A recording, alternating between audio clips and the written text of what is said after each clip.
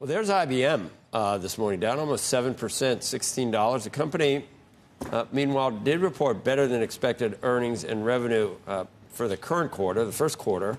Also affirmed its full-year outlook, but did point out that uncertainty may cause its customers to pause spending. Joining us now, Wamsi Mohan.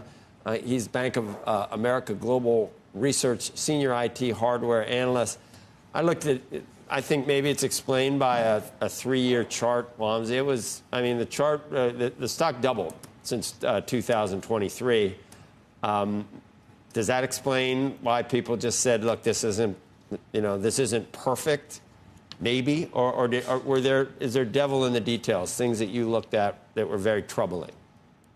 Good morning, Joe. No, we don't think that it's very troubling. I think your perspective here is right. Look, IBM as a stock has done exceedingly well over the last few years relative to the last decade when revenue was not growing. So we think the leadership team here at IBM is really turning the company around.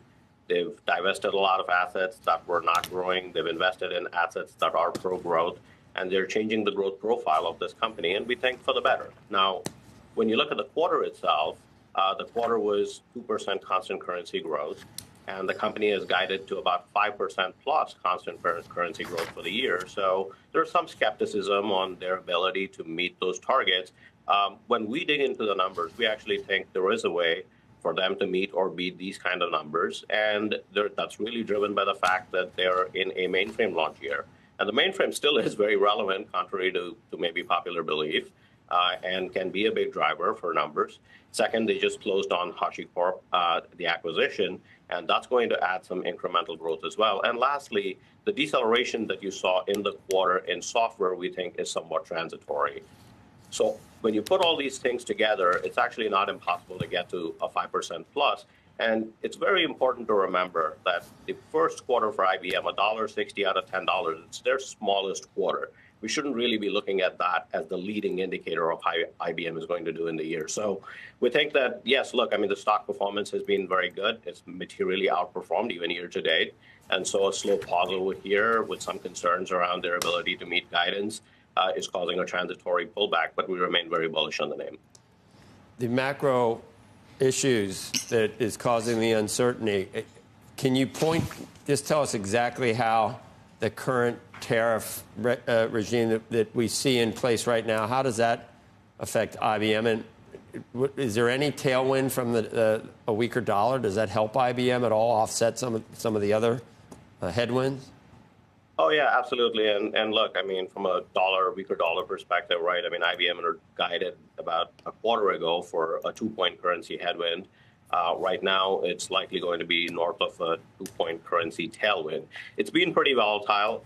Obviously, it's prudent to not bake in, upside from FX and guide higher this early in the year. And FX has been swinging all over the place. But if it does remain at these kind of spot rates, we will expect a modest tailwind for the company from an FX perspective as well. So it does benefit from that. On the flip side of it, when you look at the tariff regime, we actually think IBM's a big tariff winner.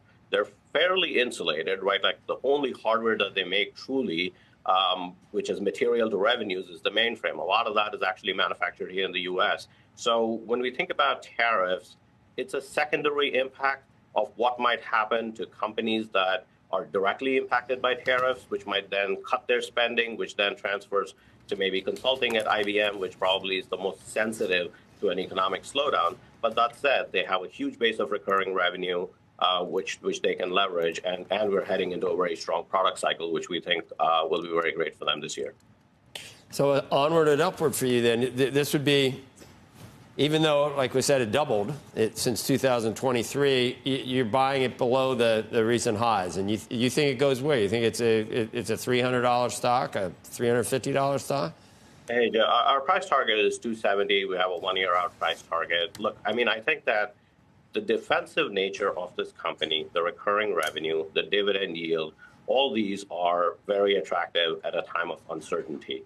We also think that as the growth profile is improving, IBM strategically, what it is doing is generating now increasing cash flow, taking that, plowing it back into M&A, which is driving increased growth, generating increased cash flows. So this is a virtuous cycle. It has not been on over the last decade. And under this management team with the new CEO, Arvind Krishna, well, I shouldn't say new, 5-year CEO, Arvind Krishna, I think they've really changed the trajectory of this company for the better. And I think that's why the stock, which is super underowned, super underweight relative to most benchmarks, presents a really compelling opportunity.